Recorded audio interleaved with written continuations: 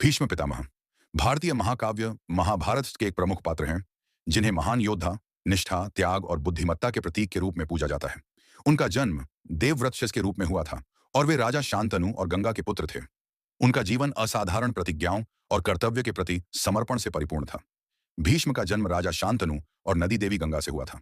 वे 8 वसूनियन में से एक के दिव्य अवतार थे, जिन्हें मानव रूप में जन्म लेने का शाप मिला था। उनका जन्म नाम देवव्रतमान था। अपने पिता राजा शांतनु और सत्यवती के विवाह के लिए भीष्म ने आजीवन ब्रह्मचर्य और सिंहासन के त्याग की प्रतिज्ञा ली। इस निस्वार्थ कृत्य के कारण उन्हें भीष्म नाम मिला, जिसका अर्थ है भयंकर प्रतिज्ञा लेने वाला। भीष्म ने कौरवों की ओर से युद्ध लड़ा क्योंकि उनका कर्तव्य उन्हें हस्तिनापुर के सिंहासन का समर्थन करने के लिए बाध्य करता था, भले ही वे पांडवों की धार्मिकता को मान्यता देते थे। कौरव सेना के सेनापति आंस के रूप में वे अपने पिता से प्राप्त वरदान के कारण अजेय थे, जो उन्हें अपनी मृत्यु का समय चुनने की शक्ति देता था।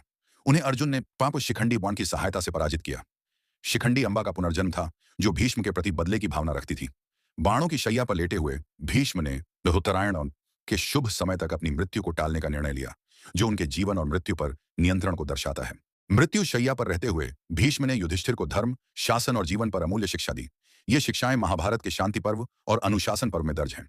भीष्म अद्वितीय कर्तव्य और त्याग का प्रतिनिधित्व करते हैं, चाहे इसके लिए उन्हें कितनी भी व्यक्तिगत कीमत क्यों न चुकानी पड़े।